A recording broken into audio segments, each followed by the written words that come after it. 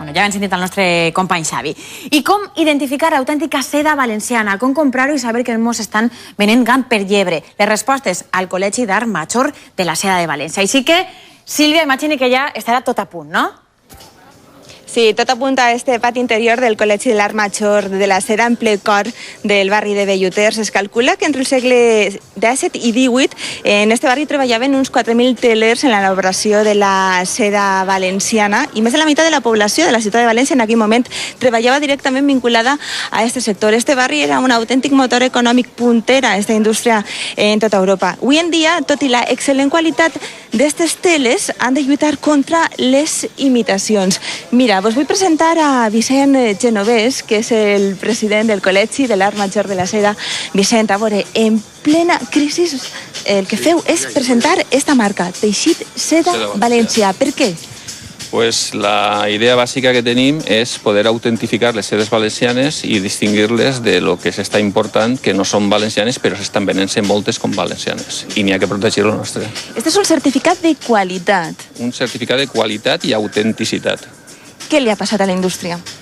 Pues la indústria, desgraciadament, és una indústria que ha perdut molt d'industrial en els últims anys i entonces pues ara estem verdaderament amenaçats de que aquesta tradició de vora 600 anys fabricant sedes en València puga desaparèixer.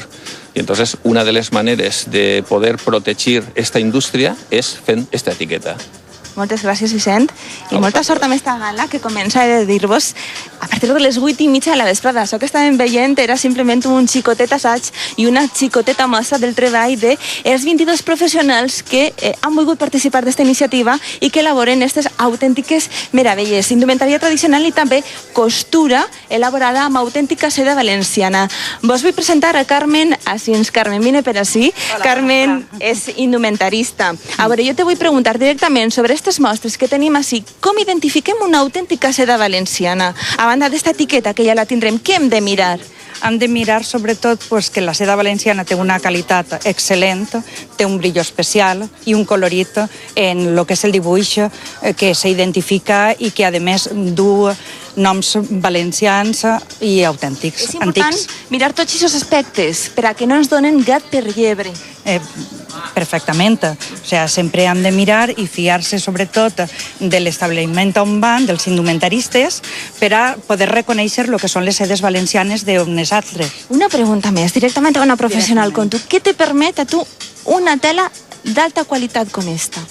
Una volta la tens a les teues mans, a banda de permetre somniar, què t'admet a tu? Sí, bueno, a part de somiar, desde luego, és que és lo màxim que podem representar el que és la seda valenciana. Un espoli fet a mà, així en València, representa a totes les dones valencianes i a tota la tradició antiga del nostre poble.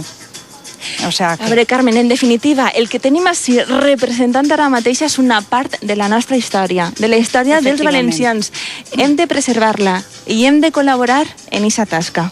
Així que convidem a tot el món que a partir de les 8:30 d'esta vesprada estiguem ben atents al que ocorrerà així, al pati interior del Col·legi Major de la Seda, perquè el que veurem són autèntiques meravelles com estes.